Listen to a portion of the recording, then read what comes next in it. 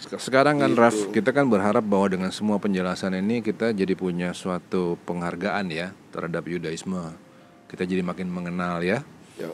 Nah sekarang setelah kita kenal dengan Yudaisme Raf, pertanyaannya adalah nilai-nilai positif apa sih yang diajarkan di dalam Yudaisme? Tadi Raf udah mulai nyinggung-nyinggung sedikit tentang Kiddush dan Kilul Hashem. Boleh diperdalam nggak?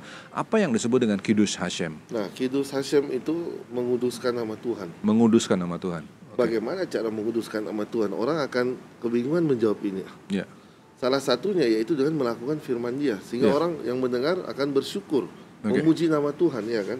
Nah, nilai-nilai seperti ini yang bisa diturunkan, karena judul kita dalam malam ini kan Yudaisme, ibu kekristenan. Ya. Ketika seorang anak lahir dari ibunya, bukan berarti seluruh sifat ibunya itu diambil semua kan. Tapi ada yang menjadi semacam tabiat dia, ini dia sikap dia. Ya. Yang paling bagus diambil itu tentang bagaimana Yudaisme memuliakan Tuhan dan mempunyai etika hormat, dan dalam hal ini takut akan Tuhan. Ini bisa diambil. Etika ya, jadi garis bawahnya tuh ada pada Ada etika. Etika itu, Ya. jadi ada padanan. Hmm. Karena tidak ada yang tidak tentu ada alasan. Tidak mungkin tidak bapak-bapak gereja mengkanon tanah ini kalau tidak ada maksud supaya nilainya bisa diserap, Oh, nilai oke. filosofi, bukan untuk dijadikan hukum positif. Jadi perjanjian lama yang ada di Alkitab Kristen itu untuk filosofinya, bukan Filosofi. jadi hukum positif, harus diikutin semua. Filosofi dan Di situ. etikanya ya. Betul. Buat ilustrasi, yang disebut dengan Kiddush Hashem itu kan melakukan perbuatan baik, perbuatan adil sebagai penghargaan kepada Allah melalui keaktifan kita. Nah, waktu itu saya pernah baca nih, Raf, ada satu cerita tentang Kiddush Hashem yang menarik. Suatu hari di Seattle, kurang lebih 40 tahun yang lalu, ada orang Israel yang pindah ke Seattle, Amerika. Moshe Genauer namanya. Kemudian dia orang susah waktu itu, dia nggak punya bisnis dan lain-lain, dia harus kerja keras di pinggir jalan di Seattle. Nah, musim dingin, masuk musim dingin, dia perlu beli jas untuk penghangat badannya. Dia dapetin jas murah di pasar, dia dapat dari orang ya bekas gitu. Dia pergi jalan kaki, Fraf, 4 jam perjalanan dari kota Seattle. Dia beli, terus dia kembali ke Seattle. Waktu dia sampai di Seattle, dia periksa kantongnya, Raf. Di situ dia nemu ada bros berlian di dalam jas itu, yang harganya pasti luar biasa. Tahu apa yang dibuat sama orang ini? Dia jalan 4 jam lagi ke tempat penjual, dia kembaliin brosnya. Dia bilang, saya beli jas, saya nggak beli bros ini. Itulah sikap Yahudi yang sampai hari ini masih sangat ditaati. Ya. Etika. Betul. Siapa yang nyalain sih, Raf, kalau dia simpen bros itu? Iya. Kan begitu. Betul. Nah, inilah nilai-nilai yang bisa kita dapat ketika kita belajar tentang Yudaisme. Nilai yang lain yang mungkin waktu itu disampaikan oleh Tuhan Yesus tapi kita nggak ngerti, ada contoh nggak, Raf? Ada dalam banyak hal. Misalnya nilai-nilai Judaism ya. Ya. Itu ketika Yesus berkata, sebelum kamu membuat rencana, libatkanlah Tuhan Oke. dalam perencanaanmu. Iya.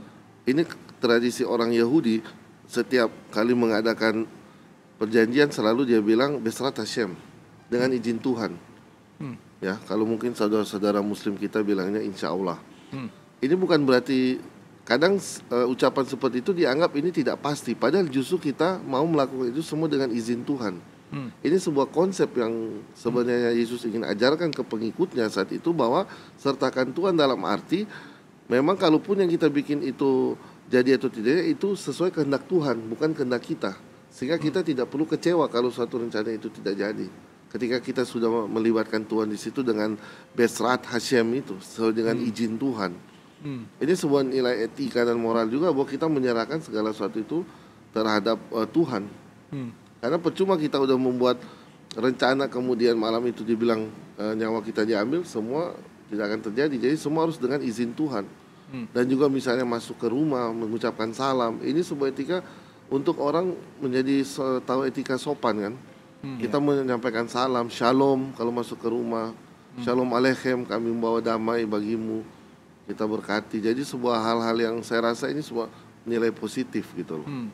Selain yang ditambah-tambah dalam beberapa contoh lain mungkin. Kita sering lihat ya Raf, bahwa di dalam Yudaisme tuh ada lilitan Oh ya, kulit. ya, Terus Raf juga pakai kan? betul. Itu apa sih maknanya Raf? Jadi Di dalam etikanya? Di dalam hukum yang terutama, Iya. Shema Israel itu di Ulangan 6 ayat 4. Iya. Di ayat selanjutnya dikatakan ajarkan anakmu berulang-ulang pada waktu Iya. kamu berdiri, kamu tidur, duduk, dan ikatkanlah itu menjadi lambang di lenganmu. Jadi orang Yahudi mengikat. Apa yang diikat itu Shema Israel itu ayatnya. Jadi di dalam kotak hitam itu terdapat beberapa parchment gulungan Torah ditaruh, kemudian menjadi lambang di dahimu, ditaruh di jidat, lalu diikat. Itu kenapa melambangkan bahwa ketika kita taruh di lengan kiri, Torah itu atau firman Tuhan ada dekat hati kita. Dan ketika kita taruh di atas, di dahi, firman Tuhan itu dekat dengan pikiran kita. Jadi pikiran dengan hati kita itu dikontrol oleh Tuhan. Iya. Dan itu dikuatkan dengan perintah membuat talit atau jumbai-jumbai, di mana di Bilangan 15 dikatakan setiap kali kamu melihat jumbai itu, matamu akan sesuai dengan kehendak Tuhan, bukan kehendakmu. Jadi kita melihat sit-sit, pikiran kita itu akan ikut perintah Tuhan, ketetapan Tuhan, bukan keinginan mata duniawi.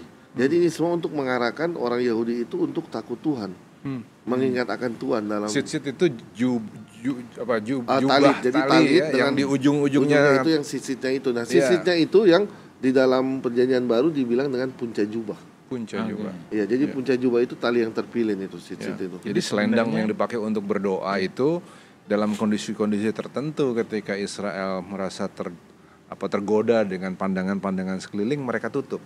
Iya. Seperti sayap Tuhan yang melindungi mata mereka. Iya. Jadi itu 2000 tahun lalu dipakai terus. Iya.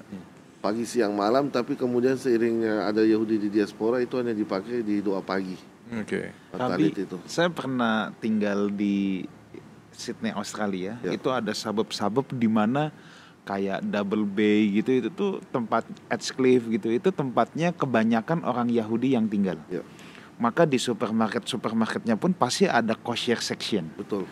Ya, nah, terus kalau saya lihat di depan pintu-pintu rumah orang Yahudi maupun pintu apartemen ataupun Ya. pintu rumah itu selalu ada Itu namanya mesusa.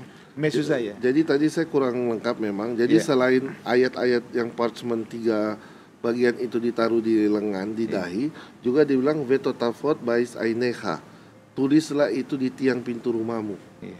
Jadi mesusa itu di dalamnya itu ada gulungan ayat Taurat Iya. dari Shema. Iya. Jadi ayat apa yang ada di dalam Shema semua. Israel, Shema Adonai, Israel itu. Elohenu, Oke. Di lengan, di dahi dan di Iya. tiang pintu rumah itu. Jadi mereka itu memang kalau saya lihat keluar rumah pegang itu. Ya.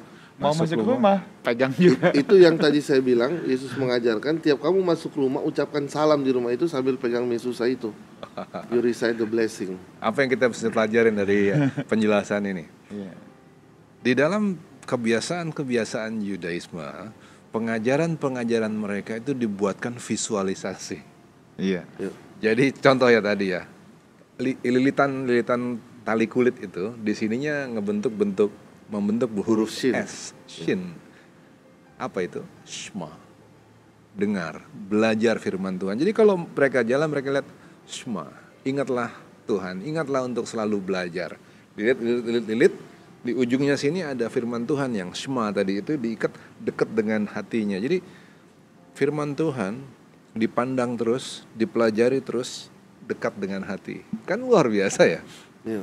Terus ada di sini di kepala sebagai penundukan diri, dekat dengan pikiran. Gitu. Tertuju kepada Tuhan. Wah, terus Makanya waktu Taurat turun di Sinai, ya, bangsa Israel mengatakan na'aze venishma. Kami akan melakukan Ya. lalu mendengar. ya, Jadi orang Yahudi setiap diberi perintah dia akan melakukan dulu baru kemudian mendengar, dalam arti menggunakan logikanya. Jadi menaati dulu baru timang-timang. Karena kalau kita dengar kita timang-timang dulu, nanti terlambat untuk melakukannya, menaati.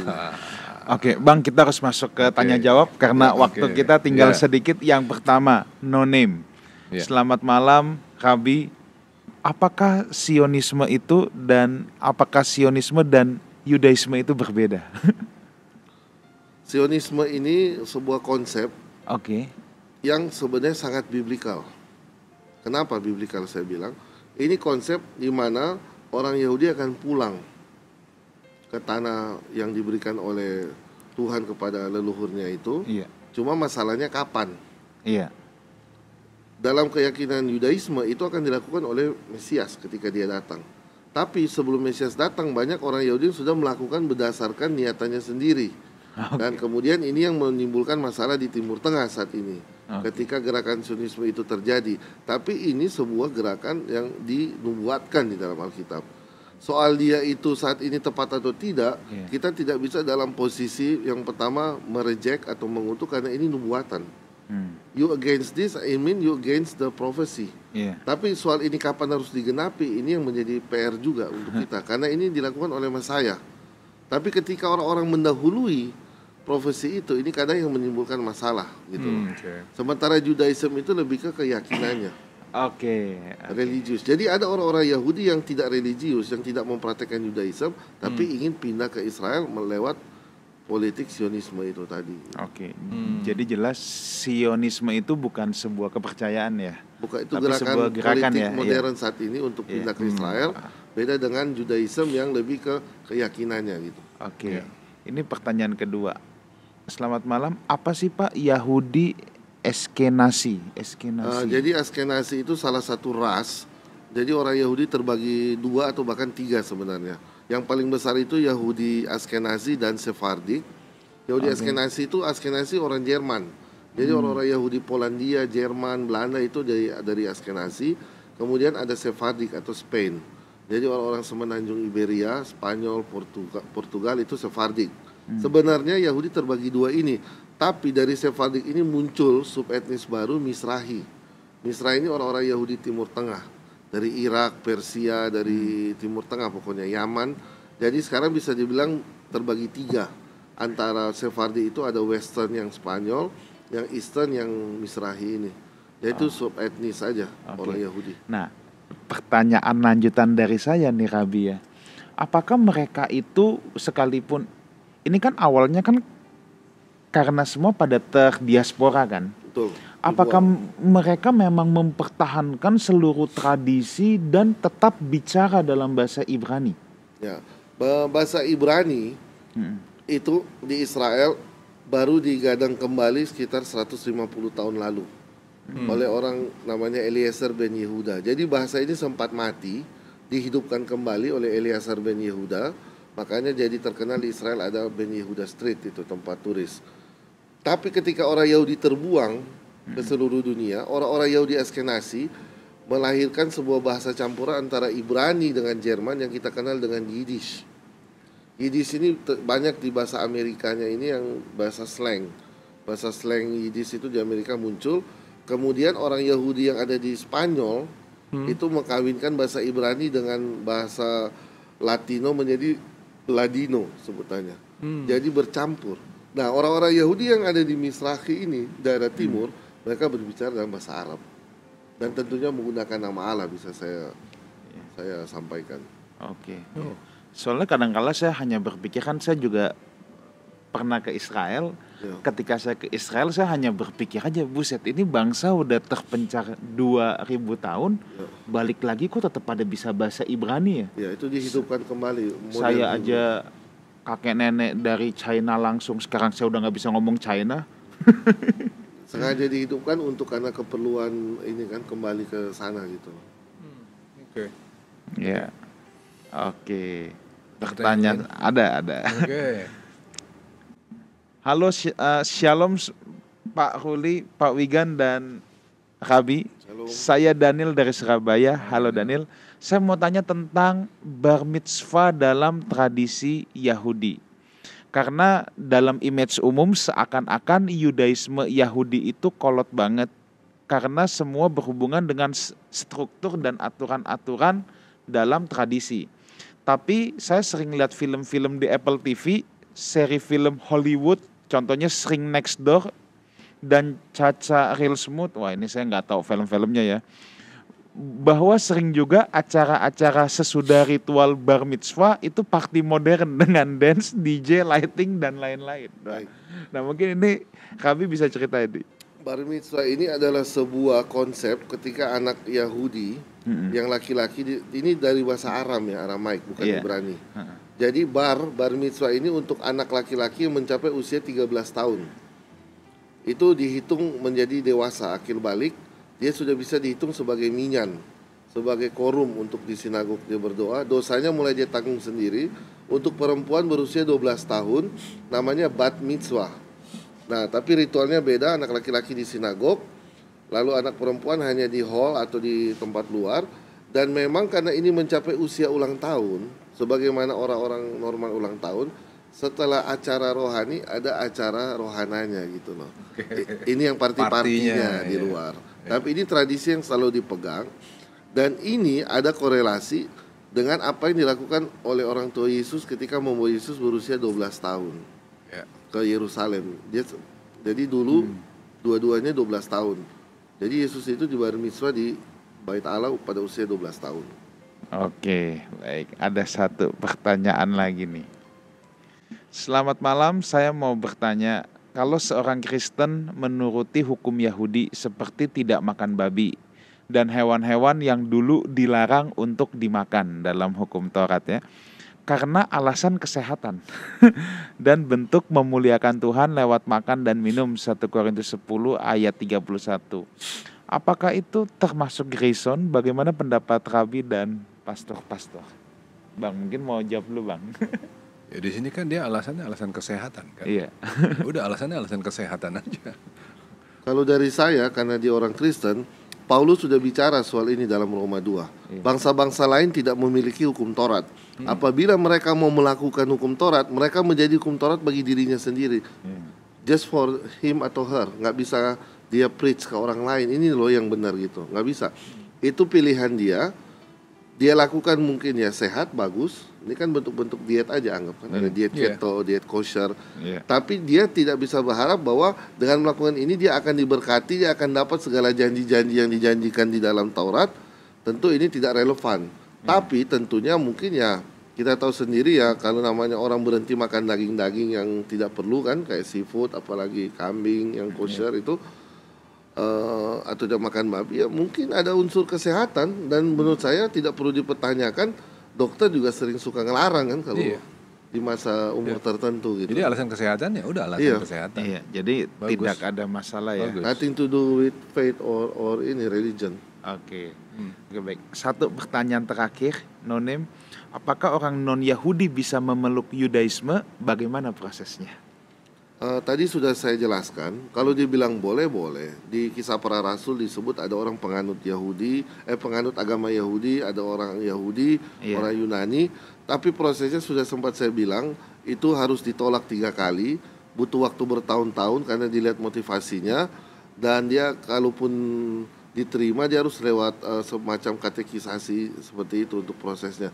Tapi percayalah, itu sangat rumit dan tidak perlu. Kenapa? Karena orang itu you udah bebas bisa makan apapun, jangan buat you susah lagi mau banyak pantangan, dibenci seluruh dunia, kemudian weekend you bisa ke mall, kemana, tiba-tiba you harus full untuk di rumah untuk Syabat. Since when God created you as a non-Jew, it means God want you to become non-Jew. That's it. If God created us as a Jew, it means God want us to become Jew. That's it, simple. Itu kata Rabbi Dalvin. Ada kalimatnya Rabbi dulu pernah bilang, berbahagialah jadi orang Kristen, gimana? Oh iya, berbahagialah jadi orang non-Yahudi, apalagi orang Kristen nggak perlu melakukan larangan-larangan itu kan? Itu dia, itu the point tuh langsung tuh. Jadi kalau udah dibebaskan berbahagia sebagai orang Kristen, ya ngapain? Ngiketin diri dengan aturan-aturan yang kalau berat. Cuma mau untuk misalnya nih supaya selamat masuk surga, listen, according to the Jewish religion ya, Judaism, you don't have to become Jewish untuk go to heaven. Now you can go straight to heaven. Bisa, kalau benar you full practice semua yang ada di Bible according to your faith. Orang Muslim juga begitu, Buddha, Hindu, mereka lakukan aja yang mereka lakukan itu sesuai dengan apa yang ada di Taurat untuk Nuh, di zaman kitab Nuh itu. Nggak perlu mereka jadi Yahudi. Jadi buat apa you mau masuk surga? Sekarang pun you bisa masuk surga dengan your faith. Jadi Nabi akan bilang, are you crazy? what for gitu? What's the point you want to become Jewish?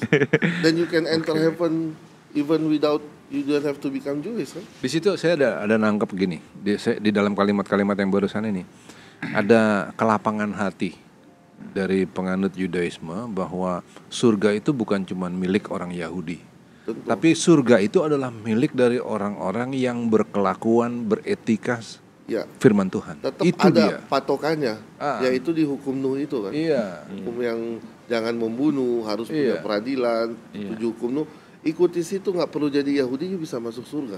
Jadi lucu betul kalau ada orang-orang beragama kemudian ngerasa bahwa surga itu milik agama mereka. Please, Iya. everything kita nggak bisa ngebatasin Tuhan, nggak bisa ngebatasin surga. He Yeah. created all of us. Dan kita tahu persis hati Tuhan. Dia nggak kepingin satu orang pun binasa. Seperti dia memberikan matahari dan bulan untuk semua orang kan? Semua orang. baik atau jahat dia kasih kan. Iya. Lalu dia bikin surga cuma untuk orang tertentu. Iya. Ya, Oke, baik. Kabi, thank you so much untuk malam hari It's a ini. pleasure, Lain Ini pembicaraan diskusi yang isinya banyak daging banget ya. Seru banget. Mungkin ada satu closing statement singkat dari Kabi buat Baik. teman-teman semua. Closing saya buat teman-teman Kristiani, marilah kita bersama-sama menjadi pelaku firman tanpa harus saling menghakimi antara Yahudi dan Kristen. Kita berbagi kitab yang sama, kita lakukan semua yang ada di situ. Lalu kita akan nanti ketika Mesias datang siapapun dia, kita akan merasa bahwa dia datang untuk kita semua. Jadi tidak perlu ada pengkotak-kotakan, judgmental at all. Tetap Mesias datang untuk kita semua, bukan hanya untuk Yahudi atau Kristen. He will come and he will be king of all of us. Jadi terima kasih, Tuhan memberkati. Oke. Keren. Kalau dari saya sangat tergugah dengan apa yang tadi disampaikan oleh Rabi. Begini, bagi orang Yudaisme yang menjadi tujuan hidup adalah memuliakan nama Tuhan. Kiddush Hashem. Bagaimana Kiddush Hashem? Beretika, hidup beretika dengan sangat luar biasa. Tadi saya juga udah sebut contohnya. Nah, kalau bagi orang Yahudi aja, mereka udah rindu untuk punya standar hidup yang hebat. Kita sebagai orang-orang yang ditebus dengan darah, maka harusnya punya standar hidup yang jauh lebih hebat daripada orang-orang Yudaisme. Makanya Tuhan Yesus katakan kan, kalau hidup keagamaanmu tidak lebih baik, tidak lebih hebat dari mereka. Sayang, darah Yesus itu jadi percuma kalau hanya seperti itu. Yuk kita semangat untuk hidup dengan standar etika yang hebat. Iya, kalau dari saya, buat saya diskusi pada malam hari ini menunjukkan bahwa perbedaan itu tidak pernah menjadi halangan. Iya. Ya. Justru kita bisa saling belajar dan saya percaya kita semua yang menyaksikan ini juga sangat diberkati. So, jangan fokus untuk mencari perbedaan-perbedaan. Kenapa kita nggak cari persamaan-persamaannya? Ya. Oke, Betul sekali. thank you Rabi Sama-sama. untuk malam hari ini. Terima kasih banyak.